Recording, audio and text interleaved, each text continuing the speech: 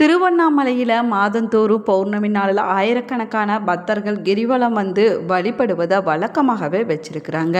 பௌர்ணமி நாளில் தெய்வீக மற்றும் மருத்துவ குணம் அதிகமாக அண்ணாமலை மீது பட்டு தெரிக்கக்கூடிய சந்திரனுடைய கதிர்கள் அந்த சமயத்தில் நம்மளும் கிரிவலம் வந்தோம் அப்படின்னா நம்ம மீது படுவதனால நமக்கு ஏற்படக்கூடிய தோஷங்கள், சாபங்கள், வாழ்க்கையில் இருக்கக்கூடிய தீமைகள், கஷ்டங்கள் போன்றவைகள் அனைத்துமே விலகிவிடும் அப்படின்னு ஐதீகமாக சொல்லப்படுதுங்க. ஒவ்வொரு மாதமும் பௌர்ணமி நாளில் கிரிவலம் செல்வதற்கு உரிய நேரத்தில் மலையை வலம் வந்து வழிபடுவதனால வாழ்க்கையில் உயர்ந்த நிலையை அடைய முடியும் அப்படின்னும் சொல்லப்படுது. அந்த வகையில் 2026 நிகழக்கூடிய முதல் சந்திர கிரகண நாளில் திருவண்ணாமலையில் பௌர்ணமி கிரிவலம் செல்வதற்கான ஏற்ற நேரம் என்ன, நாள் என்ன என்பதை பற்றி தான் இந்த பதிவில் நம்ம விரிவாக பார்க்க போகிறோம். வீடியோவை ஸ்கிப் பண்ணாமல் முழுசாக பாருங்கள். நம்ம சேனலை இப்போ தான் ஃபர்ஸ்ட் டைம் பார்த்துட்டு இருக்கிறீங்க அப்படின்னா நம்ம சேனலை சப்ஸ்கிரைப் பண்ணலன்னா சப்ஸ்கிரைப் பண்ணிக்கோங்க. கூடவே இருக்கிற பெல் ஐக்கனையும் ப்ரெஸ் பண்ணிக்கோங்க. வீட்டில் எப்பயுமே சண்டையும் சச்சரவுமாக இருக்குதா? கடன் பிரச்சனையால் கஷ்டப்பட்டு கொண்டு இருக்கிறீங்களா? திருமண வரம் நிச்சயம் கைகூடுற மாதிரி வந்து தள்ளி கொண்டே போய்கொண்டு இருக்குதா? இது போன்ற பிரச்சனைகளுக்கு இந்த வீடியோவுக்கு கீழே டிஸ்கிரிப்ஷனில் வராகியம்மன் ஜோதிட நிலையத்தோட தொலைபேசி எண் கொடுத்துருக்குறேன். இந்த எண்ணுக்கு தொடர்பு கொண்டு பேசி பாருங்கள். உங்கள் பிரச்சனைகளுக்கு சரியான தீர்வு கிடைக்குங்க. வாங்க வீடியோக்குள்ளே போகலாம். உங்களுக்கு சிவபெருமான் பிடிக்கும் அப்படின்னா தென்னாட்டுடைய சிவனை போற்று, எந்நாட்டவருக்கு இறைவா போற்று என்ற வாசகத்தை மறக்காமல் கமெண்ட் பாக்ஸில் 3 முறை பதிவிடுங்க. நீங்களும் திருவண்ணாமலையில் கிரிவலம் போயிருந்தீங்க அப்படின்னா மறக்காமல் உங்களுடைய கருத்துக்களை கமெண்ட் பாக்ஸில் கமெண்ட் பண்ணுங்கள். வாங்க வீடியோக்குள்ளே போகலாம். நினைத்தாலே முத்தி தரும் தலமான திருவண்ணாமலையில் ஒவ்வொரு மாதமும் கிரிவலம் செல்வதற்கான நாள் மற்றும் நேரத்தை கோவில் நிர்வாகமானது அறிவிச்சிட்டு வருதுங்க.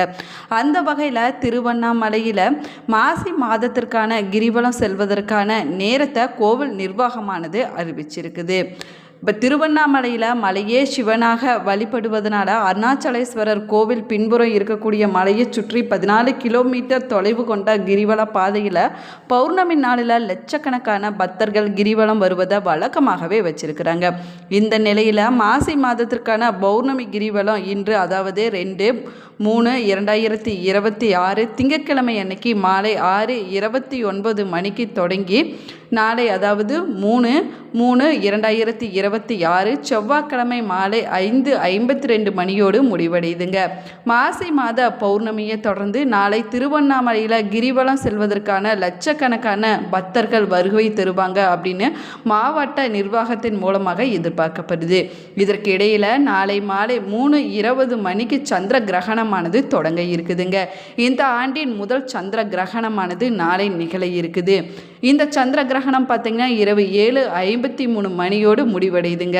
சந்திர கிரகணம் நிகழக்கூடிய நாளில் பெரும்பாலான கோவில்களுடைய நடை அடைப்பது வழக்கமாகும். ஆனால் திருவண்ணாமலை அருணாச்சலேஸ்வரர் கோவிலில் சந்திர கிரகணத்தின் போது நடை அடைக்காமல் வழக்கம் போல பக்தர்கள் தரிசனத்திற்காக அனுமதிக்கப்படுவாங்க அப்படின்னு சொல்லப்பட்டிருக்குதுங்க. மேலுமே பார்த்தீங்கன்னா சந்திர கிரகணம் முடியும் போது சூரிய கிரகணம் தொடங்கும் போதும் அருணாச்சலேஸ்வரர் கோவிலில் தீர்த்த வாரியானது நடைபெறுவது வழக்கமாகுங்க. அதன்படி பார்த்தோம் அப்படின்னா 3/3/2026 மாலை 5:10 மணிக்கு கிரகணம் முடியும் போது கோவில் வளாகத்தில் இருக்கக்கூடிய பிரம்ம தீர்த்த குளத்தில் தீர்த்த வாரியானது நடைபெற இருப்பதாக கோவில் அதிகாரிகளால் தெரிவிக்கப்பட்டிருக்குது. மேலுமே மாசி மாத பௌர்ணமி கிரிவலம் இன்று மாலை 6:29 மணிக்கு தொடங்கி நாளை மாலை 5:52 மணி வரை இருக்குதுங்க. இந்த நேரத்தில் நீங்கள் கிரிவலம் செல்லலாம் அப்படின்னு சொல்லப்பட்டிருக்குது. மேலுமே பார்த்தீங்கன்னா நாளை மாலை சந்திர கிரகணமானது நிகழ இருக்குது அப்படின்னு சொல்லப்பட்டிருக்குதுங்க. இந்த ஆண்டினுடைய முதல் சந்திர கிரகணமானது நாளை நிகழ இருக்குதுங்க. இந்த நேரத்தில் நம்ம கிரிவலம் போகலாமா அப்படிங்கிற சந்தேகம் நிறைய பேர்த்துக்கு எழுந்திருக்குதுங்க. இது குறித்து அருணாச்சலேஸ்வரர் கோவில் சிவாச்சாரியார் சந்திர கிரகணத்தின் போது கிரிவலம் போகலாம், இந்த சமயத்தில் நம்ம கிரிவலம் போவதால் நமக்கு 2 மடங்கு பலனானதே கிடைக்கும் அப்படின்னு கூறியிருக்கிறாருங்க. கர்ப்பிணி பெண்கள் மட்டும் கிரகண நேரத்தில் கிரிவலம் செல்வதை தவிர்த்து கொள்ள வேணும் அப்படின்னு சொல்லப்பட்டிருக்குது. மேலுமே கிரகணம் என்பது மனிதனுக்கு மட்டுமோ சாமிக்கு கிடையாதோ, தேவர்கள் கிரகண சமயத்தில் தவம் செய்வாங்களாம். அந்த சமயத்தில் நாமளும் தவம் செஞ்சோம் அப்படின்னா 100 மடங்கு பலனானது கிடைக்கும் அப்படின்னும் நம்பிக்கையாக சொல்லப்படுதுங்க. அதனால தான் நதிகள், தீர்த்த குளங்கள், கரைகளில் தவம் செய்யலாம் அப்படின்னும் சொல்லப்பட்டிருக்குது. திருவண்ணாமலையில் சிறப்புமிக்க வழிபாடாக சொல்லக்கூடியது பௌர்ணமி நாளில் மலையை சுற்றி வந்து வழிபடக்கூடிய கிரிவல வழிபாடாகுங்க. பௌர்ணமி திதி இருக்கக்கூடிய நாளில் கிரிவலம் வருவதற்கு என குறிப்பிடக்கூடிய நேரத்துக்குள்ளே நம்ம கிரிவல வழிபாட்டை செய்வதனால அதனுடைய முழு பலனையும் நம்மளால் பெற முடியும் அப்படின்னு சொல்லப்படுது. பௌர்ணமி அப்படின்னு சொன்னாலே நம்முடைய நினைவுக்கு வரக்கூடிய தலம் நினைத்தாலே முத்தி தரும் தலமான திருவண்ணாமலை தாங்க. திருவண்ணாமலையில் வருஷத்தில் அனைத்து நாட்களிலுமே கிரிவலம் வந்து அருணாச்சலேஸ்வரரை வழிபடலாம் அப்படின்னு சொன்னாலும் கூட பௌர்ணமி நாளில் கிரிவலம் வந்து வழிபடுவது ரொம்பவே உயர்வான வழிபாடாகவும் சொல்லப்பட்டிருக்குது. பௌர்ணமி நாளில் திருவண்ணாமலையில் மனிதர்கள் மட்டும் இல்லாமல் தேவர்களும் ரிஷிகளும் சித்த புருஷர்களும் கூட இன்றுமே அரூப வடிவில் கிரிவலம் வந்து அண்ணாமலையாரை வழிபடுவதாகவும் சொல்லப்படுதுங்க. மேலுமே திருவண்ணாமலை கிரிவல பாதையில் அடிக்கு 108 சிவலிங்கங்கள் இருப்பதாக சொல்லப்படுது. அதே போல் 14 கிலோமீட்டர் கொண்ட கிரிவல பாதையில் அஷ்டலிங்கங்கள் என்று சொல்லக்கூடிய 8 விதமான லிங்கங்கள் உட்பட 98 கோவில்களானது அமைஞ்சிருக்குதுங்க. அது மட்டும் இல்லாம ஜீவ சமாதிகள் தீர்த்தங்கள் போன்றவை அமைஞ்சிருக்குதுங்க. இது அனைத்துமே வழிபட்டு கிரிவலம் வருவது ரொம்பவே சிறப்புக்குரிய விஷயமாகவும் சொல்லப்பட்டிருக்குது. மேலுமே திருவண்ணாமலையில் சிவபெருமானே மலையின் வடிவமாக இருப்பதாக நம்பிக்கையாக சொல்லப்படுதுங்க. அண்ணாமலையை தரிசித்தபடி ஓம் நமச்சிவாயா என்ற மந்திரத்தை சொல்லிக்கொண்டே நம்ம கிரிவலம் வந்தோம் அப்படின்னா அண்ணாமலையாருடைய அருளால் அனைத்து விதமான நன்மைகளும் நம்முடைய வாழ்க்கையில் கிடைக்கும் அப்படின்னும் நம்பிக்கையாக சொல்லப்படுது. மேலுமே திருவண்ணாமலையில் மாதந்தோறும் பௌர்ணமி நாளில் ஆயிரக்கணக்கான பக்தர்கள் கிரிவலம் வந்து வழிபடுவதை வழக்கமாகவே வச்சிருக்கிறாங்க.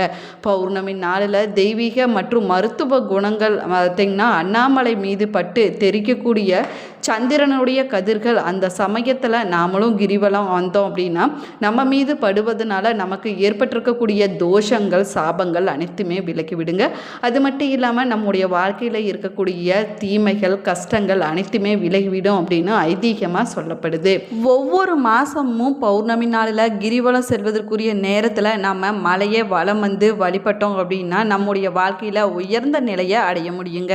மொத்தம் 14 கிலோமீட்டர் சுற்றளவு இருக்கக்கூடிய கம்பீரமாக காட்சி தரக்கூடிய அண்ணாமலையை சுற்றி எக்கோண வடிவில் 8 சிவலிங்கங்களானது அமைஞ்சிருக்குதுங்க. லிங்கங்கள் என்று சொல்லக்கூடிய இந்திரலிங்கம் கிழக்கு திசையில் அமைந்திருக்குதுங்க. இது கிரிவலத்தினுடைய முதலாவது லிங்கமாகும். அக்னி லிங்கம் தென்கிழக்கு மூலையில் அமைஞ்சிருக்குது. செங்கம் சாலையில் அமைஞ்சிருக்கக்கூடிய இரண்டாவது லிங்கமாகும். யமலிங்கம் தெற்கு திசையில் அமைஞ்சிருக்குதுங்க. இது கிரிவல பாதையின் ராஜகோபுரத்திலிருந்து 3வது கிலோமீட்டர் தொலைவில் அமைஞ்சிருக்கக்கூடிய 3வது லிங்கமாகும். நிருதி லிங்கம் தென்மேற்கு திசையில் அமைஞ்சிருக்குது. இது கிரிவல பாதையின் 4வது லிங்கம் அப்படின்னு சொல்லப்படுது. அதே போல் வருணலிங்கம் மேற்கு திசையில் அமைஞ்சிருக்குது. இது ராஜகோபுரத்திலிருந்து 8வது கிலோமீட்டர் தொலைவில் அமைஞ்சிருக்கக்கூடிய 5வது லிங்கமாகுங்க. வாயுலிங்கம் வடமேற்கு திசையில் அமைஞ்சிருக்குது. கிரிவல பாதையில் 6வதாக இருக்கக்கூடிய லிங்கமாகும். அதே போல் குபேரலிங்கம் வடக்கு திசையில் அமைஞ்சிருக்குங்க. இது கிரிவல பாதையில் 7வதாக இருக்கக்கூடிய லிங்கமாகும். ஈசான்ய லிங்கம் வடகிழக்கு அது திசையில் அமைஞ்சிருக்கக்கூடிய லிங்கமாகும். இது 8வது மற்றும் கடைசி லிங்கம் அப்படின்னு சொல்லப்படுது.